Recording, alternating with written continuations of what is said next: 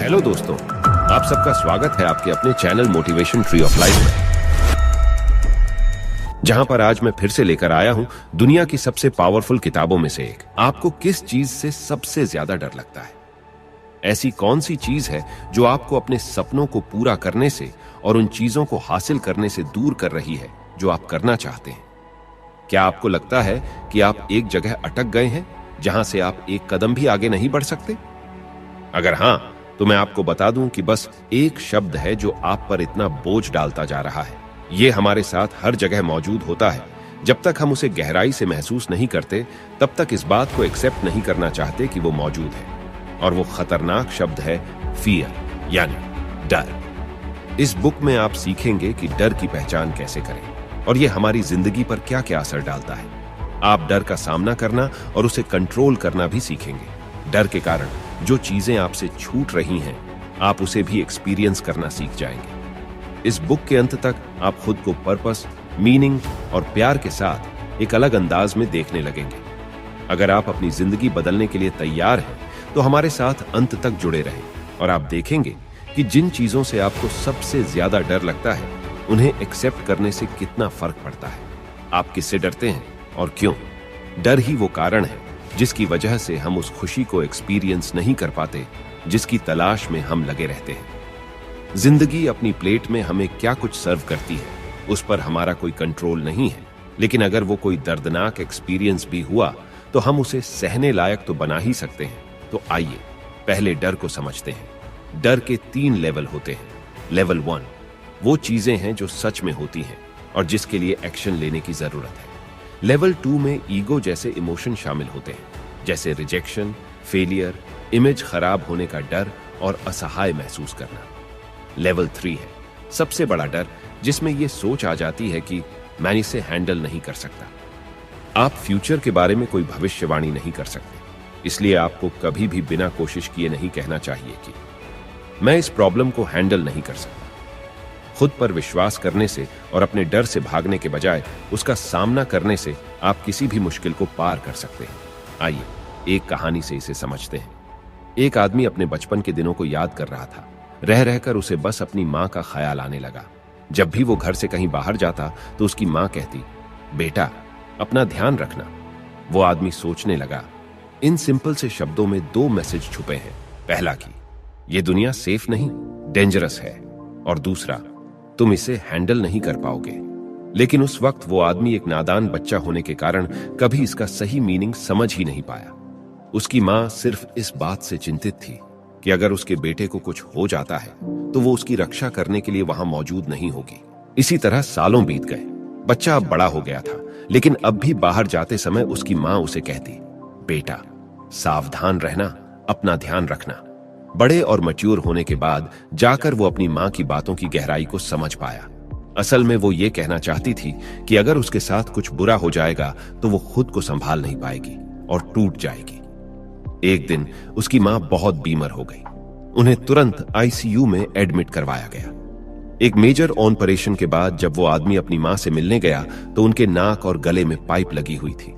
बिना ये जाने कि वो सच में उसे सुन पा रही है या नहीं, वो झुका और अपनी माँ के कान में धीरे से कहा, मैं आपसे बहुत प्यार करता हूं माँ, मुझे छोटा सा काम है और मैं अभी वापस आता हूं। दरवाजे के पास पहुंचने पर उसे एक धीमी आवाज सुनाई दी, अपना ध्यान रखना बेटा। यह सुनकर उसका दिल भर आया और उसकी आंखों से आंखों छलकने लगे। वो सोचने लगा, मैं तो शायद गिन भी नहीं सकता कि इतने सालों में मां ने यह बात कितनी बार कही है। क्या आप डर को दूर नहीं कर सकते? एक सच जो कभी बदलने वाला नहीं, वो ये है कि ये जो हमारा डर है ना, वो कभी भी पूरा खत्म होने वाला नहीं है। लेकिन वो आपकी जिंदगी पर कितना असर डालता है, आप उसे जरूर कंट्रोल कर सकते हैं। डर को शांत और काबू में किया जा सकता है, लेकिन किसी भी नई सिचुएशन में वो दोबारा लौट कर आ जाता है। ये एक साइकिल की तरह है जो फिर से शुरू हो जाएगा जब तक आपको इसकी आदत नहीं हो जाती। जो लोग एंटरटेनमेंट और पब्लिक सेक्टर में काम करते हैं, वो भी इस डर को एक्सपीरियंस करते हैं। चाहे आप कोई भी हो, हम सभी इस डर को महसूस करते हैं। इसलिए वो चीजें करना जो आपके कंफर्ट जोन से बाहर हों, कुछ हद तक आपके डर को कम कर सकते हैं। एक औरत थी जिसका हाल ही में तलाक हुआ था। तलाक होने से पहले वो हर चीज के लिए अपने पति पर डिपेंडेंट थी।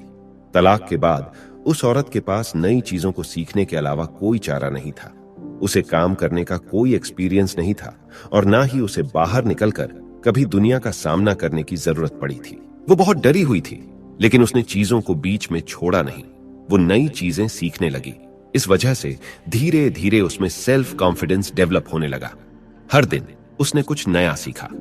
अपने दम पर प्रॉब्लम को हैंडल करने की एबिलिटी ने उसके डर को कम करना शुरू कर दिया था। जब भी वो कुछ नया एक्सपीरियंस करती तो वो डर लौट आता था, लेकिन उसकी खासियत यही थी कि वो अपने डर से डरकर पीछे नहीं हटी, क्योंकि वो जानती थी कि जब तक वो भागना बंद नहीं करेगी तब तक ये डर उसे भगाना बंद नहीं करेगा।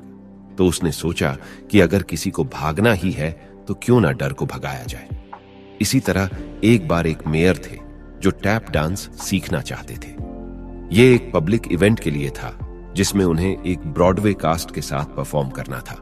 यूं तो मेयर को हजारों लोगों के सामने स्पीच देने की आदत थी और उन्हें ऐसे डिसीजन भी लेने पड़ते थे जिसका असर हजारों लोगों पर पड़ता है, लेकिन डांस के मामले में वो जरा अनाड़ी थे और उन्हें टैप डांस सीखने में डर लग रहा था।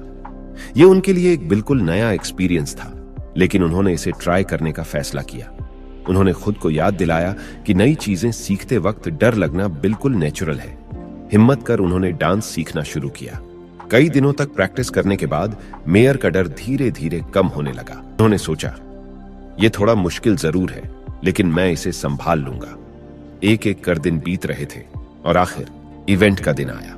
मेयर ने परफेक्ट डांस करने के बारे में नहीं सोचा, उन्होंने बस दिल खोलकर डांस किया। लोगों को उनका परफॉर्मेंस बेहद पसंद आया और सभी ने उनके लिए खूब तालियां बजाई। सच तो यह है कि हम सभी लाइफ के किसी ना किसी मोड़ पर डर को जरूर महसूस करते हैं। चाहे आप कोई भी हो, अपने डर को एक्सेप्ट कर आप उसे हरा सकते हैं। दर्द से ताकत तक, लाइफ में रिस्क लेना आपको और भी ज्यादा पावरफुल बना देता है। हर स्टेप के साथ कॉन्फिडेंस हासिल करना आपको डर के मौजूद होने के बावजूद दुनिया को एक्सपीरियंस करने का मौका देता है। हम सब के अंदर पावर होती है और किसी भी सिचुएशन में जब हम डरे हुए हों तो हम खुद को कॉन्फिडेंस दिलाने के लिए उस पावर को यूज कर सकते हैं। पावर का मतलब लोगों पर रौब जमाना या उन्हें कंट्रोल करना नहीं होता।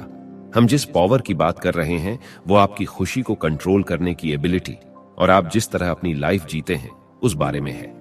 आइए एक कहानी से इसे समझते हैं। एक औरत को पता चला कि उसके पति को कैंसर हो गया था। इस खबर ने उन दोनों की जिंदगी बदल कर रख दी। वो औरत इतना डर गई थी कि उसने सिचुएशन को संभालने की अपनी पावर ही खो दी। लेकिन जैसे जैसे दिन बीतते गए उसने नई चीजें सीखी। अब वो इस सिचुएशन को एक नए नजरिए से देखने लगी। उसने महसूस किया कि ऐसे कई लोग हैं जो उसकी और उसके पति की परवाह करते हैं। हर दिन लड़ने झगड़ने के बावजूद उनका एक दूसरे के लिए प्यार बढ़ने लगा था। उस औरत ने गुस्से और कड़वाहट की भावना को खुद से दूर कर दिया। वो अब स्ट्रेस महसूस नहीं करती थी।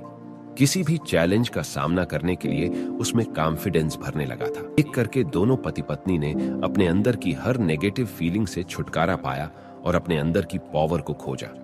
समय के साथ उस आदमी की सेहत बेहतर होने लगी। इतना ही नहीं, अब वो दोनों साथ मिलकर दूसरे कैंसर पेशेंट्स की मदद करने में लग गए। अंत में आपका विल पावर आपकी कमजोरी को हरा देता है।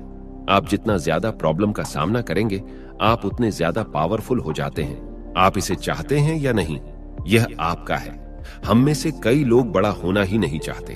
अपने एक्शन के लिए वो हमेशा दूसरों को दोष देने में लगे रहते हैं। अपने लाइफ की जिम्मेदारी खुद लें।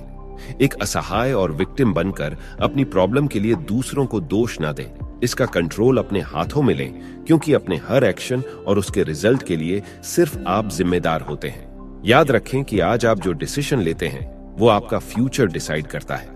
जब आप एक विक्टिम की सोच नहीं रखते तब डर आप पर नहीं बल्कि आप डर पर हावी होने लगते हैं। जिम्मेदारी लेने का एक और मतलब अपने मन में चल रहे हजारों थॉट्स को हैंडल करना भी है। ये थॉट्स आपके मन को नेगेटिविटी से भरकर आपको खुद पर डाउट करने के लिए मजबूर करते हैं। इस बात को समझना कि आप लाइफ में क्या करना चाहते हैं और उसे अचीव करने के लिए एक्शन लेना, यह भी जिम्मेदारी लेने का ही एक हिस्सा है। आप अपने गोल की ओर बढ़ने के लिए हर दिन छोटे छोटे स्टेप्स ले सकते हैं। आइए इसे एक कहानी से समझते हैं। एडवर्ड एक अमीर आदमी था जिसके पास दुनिया की हर चीज थी। लेकिन फिर भी हर दिन वो लगातार चिंता में डूबा रहता था। वो इतना परेशान रहने लगा कि लोगों ने उसे साइकेट्रिस्ट से मिलने की सलाह दी, लेकिन एडवर्ड ने डॉक्टर के पास जाने से इनकार कर दिया। उसका कहना था कि उसे नहीं, बल्कि उसकी जिंदगी में जो लोग थे उन्हें बदलने की जरूरत थी। वो हमेशा शिकायत करता, काश मेरी वाइफ मुझे ज्यादा समझती, काश मेरा बॉस मुझ पर डिपेंडेंट नहीं होता तो मैं चीजें बिल्कुल नॉर्मल होती और मैं इतना परेशान नहीं होता। एडवर्ड को यकीन था कि उसे किसी मदद की जरूरत नहीं है, दूसरे लोग गलत हैं, वो नहीं। एडवर्ड एक ऐसे आदमी का परफेक्ट एग्जाम्पल है जो किसी भी चीज की जिम्मेदारी नहीं लेता। वो दूसरों को दोष देकर खुद को एक विक्टिम समझता है। अब आइए टोनी की बात करते। टोनी के पास एक अच्छी खासी जॉब थी, लेकिन वो खुद को वहां फंसा हुआ समझता था। उसे अपनी जॉब छोड़कर बाकी के सभी काम ज्यादा बेहतर लगते थे। लेकिन टोनी ने एक बार भी नहीं सोचा कि आज ऐसे भी अनगिनत लोग हैं जिनके पास कोई जॉब नहीं है और उन्हें रोज काम की तलाश में ना जाने कितने धक्के खाने पड़ते हैं। तो क्या उसका शिकायत करना सही है? शिकायत करने की बजाय टोनी को बस अपना बेस्ट परफॉर्म करना चाहिए। सिर्फ इस तरह वो अपनी जॉब में ज्यादा सेटिस्फैक्शन और खुशी महसूस कर सकता है। अपनी जॉब में ज्यादा पहचान और सैलरी डिमांड करने से पहले आपको खुद से पूछना चाहिए कि क्या आप सच में उसके लायक हैं? क्या आप पूरे कॉन्फिडेंस के साथ कह सकते हैं कि आप एक एक्सीलेंट एम्प्लॉय हैं? अगर आप अपना व्यवहार बदलते हैं तो आप अपनी सिचुएशन को भी बदल सकते हैं। इस बात को एक्सेप्ट करना कि आपको इंप्रूव करने की जरूरत है, यह भी जिम्मेदारी लेने का एक तरीका है। इसे हम केविन की कहानी से सीख सकते हैं। केविन को अपनी वाइफ और परिवार से अलग हुए 5 साल हो गए थे। उसकी जिंदगी में एक लड़की आई थी जिसे वो पसंद करने लगा और उससे शादी करना चाहता था, लेकिन उसने अपनी वाइफ और बच्चों को बताया नहीं था कि वो तलाक चाहता था। एक दिन उस लड़की ने केविन को धमकी दी कि वो उसे छोड़कर चली जाएगी। केविन इतना डिस्टर्ब हो गया कि उसने डॉक्टर से मिलने का फैसला किया। उसके मन में बहुत कुछ चल रहा था। उसका मन नेगेटिव बातों से भरने लगा। वो तरह तरह की बातें सोचने लगा, जैसे अगर उसने अपनी वाइफ को तलाक दे दिया तो हो सकता है कि वो आत्महत्या कर ले, या उसके बच्चे उससे नफरत करने लगेंगे और उससे रिश्ता तोड़ देंगे। थेरेपिस्ट की मदद से केविन को एहसास हुआ कि वो लेट गो करने से डर रहा था। उसने महसूस किया कि उसके लिए उसकी वाइफ और बच्चे ही घर वापस आने का कारण थे। वो उसके अपने थे और वो इस कनेक्शन को खोने से डर रहा था। इसी डर की वजह से केविन फंसा हुआ फील करने लगा। लाइफ में हम सभी को अपने लिए गए डिसीजन के नतीजे का सामना करना ही पड़ता है और जरूरी नहीं कि हर बार हमारा डिसीजन सही साबित हो। इसीलिए इससे बचने का एक ही उपाय है कि अपनी गलतियों को एक्सेप्ट कर उससे सीखना चाहिए, ताकि हम एक जगह अटके ना रहे और आगे बढ़ सके। पॉलियाना एक ऐसी बच्ची की कहानी है जो हर सिचुएशन के पॉजिटिव पहलू को देखने में विश्वास करती है। पॉलियाना प्रिंसिपल की शुरुआत उसी से हुई थी, लेकिन कुछ लोग कहते हैं कि हमेशा पॉजिटिव बने रहना नासमझी और अनरियलिस्टिक है। क्या आप भी ऐसा ही मानते हैं? सच तो यह है कि किसी नेगेटिव एक्सपीरियंस में भी कुछ ना कुछ पॉजिटिव ढूंढना खुश रहने का उपाय है। जब आप अपने मन में चल रही नेगेटिव बातों को सुनना बंद कर देते हैं, तब आप उन्हें जीतने लगते हैं। आप में अपने डर को कंट्रोल करने की पावर आ जाती है। इस चैप्टर में आप सीखेंगे कि नेगेटिविटी को कैसे खत्म किया जाए। आपके मन में चल रही आवाजें आपको ऐसी सिचुएशन के बारे में सोचने पर मजबूर करती हैं जो असल में मौजूद होते ही नहीं। ये आपकी पावर को एक लिमिट में रोककर आपको डर से भर देते हैं। पॉजिटिव थॉट के साथ इन आवाजों से लड़ने की कोशिश करें। ऐसा करने से आप दोबारा अपना कंट्रोल हासिल कर लेंगे। जब हम किसी चीज को बार बार करते हैं तो वो हमारी आदत बन जाती है और हम ऑटोमेटिकली उसे करना शुरू कर देते हैं। इसलिए इस पॉजिटिव थिंकिंग को एक हैबिट में बदलें। हाँ, ऐसा भी समय आएगा जब आप दुखी और हारा हुआ फील करेंगे, लेकिन तब आपको दोबारा खड़े होकर लड़ना होगा। नो लॉस निर्णय कैसे लें? लाइफ में डिसीजन लेना किसी चैलेंज से कम नहीं है, लेकिन लंबे समय में इसे आसान और ज्यादा इफेक्टिव बनाने का एक तरीका है। इस बात को हमेशा याद रखें कि ट्राई करके फेल होना कभी भी ट्राई ना करने से कहीं ज्यादा बेहतर होता है। जब आप कोशिश करते हैं और फेल हो जाते हैं तो कम से कम आप उस प्रोसेस में कुछ सीखते तो हैं। कम से कम आपको एक ऐसे तरीके के बारे में पता चलता है जो काम नहीं करता। उसके बाद आप एक नया तरीका आजमा सकते हैं। बस अपने गोल पर फोकस कर डट कर लगे रहे। ये आइडिया डिसीजन लेना आसान और इफेक्टिव बनाता है। लेकिन कैसे? क्योंकि कम से कम आप डर के कारण एक जगह ये सोचकर अटके तो नहीं रहेंगे कि आपको आगे बढ़ना चाहिए या नहीं। फेलियर से डरो मत, क्योंकि ये सक्सेस की जर्नी का एक हिस्सा है। दुहक की बात तो तब होती है जब आप कोशिश करने की हिम्मत भी नहीं करते। इमेजिन कीजिए कि आप सालों तक यही सोचते रहे कि अगर ऐसा हो गया तो, अगर वैसा हो गया तो, तब आपको बाद में पछतावा होगा कि आपने एक बार कोशिश भी नहीं की। इसलिए ट्राई करना और फेल होना एक नो लॉस डिसीजन कहलाता है। फेल होने के बावजूद भी आप अपनी गलतियों से कुछ ना कुछ जरूर सीखते हैं। एलेक्स एक लॉ स्कूल का स्टूडेंट है। वो अपने पिता का बहुत सम्मान करता था, इसलिए उसने उनके रास्ते पर चलने का फैसला किया और लॉ स्कूल में एडमिशन लिया। 2 सालों तक उसके बहुत अच्छे ग्रेड्स आए, लेकिन फिर एलेक्स लॉ के प्रोफेशन के बारे में दोबारा सोचने लगा। उसने महसूस किया कि वो हमेशा झगड़ों और बहस के बीच में नहीं रहना चाहता था। एलेक्स लोगों की मदद करना चाहता था, लेकिन एक अलग तरीके से। उसे लगता था कि एक लॉयर बनने के लिए वो बहुत नरम दिल था। इसलिए एलेक्स ने साइकोलॉजिस्ट बनने का फैसला किया। उसके पिता ने करियर बदलने के फैसले में उसे सपोर्ट कर आशीर्वाद तो दिया, लेकिन उन्होंने एक शर्त भी रखी कि वो उसकी पढ़ाई का खर्च नहीं उठाएंगे। इससे एलेक्स दोबारा सोच में पड़ गया, लेकिन वो अपने फैसले पर अडिग खड़ा रहा। उसने लॉ स्कूल छोड़कर साइकोलॉजी के स्कूल में एडमिशन लिया। लोग उससे कहते कि उसने 2 कीमती साल यूं ही बर्बाद कर दिए, लेकिन एलेक्स को अब यकीन था कि वो लॉयर नहीं बनना चाहता था। एलेक्स ने अपनी फीस भरने के लिए पार्ट टाइम कम करना शुरू किया। उसने कड़ी मेहनत की और उसकी अच्छी खासी कमाई भी होने लगी। काम के दौरान उसकी उस लड़की से मुलाकात हुई जो बाद में जाकर उसकी हमसफर बनी।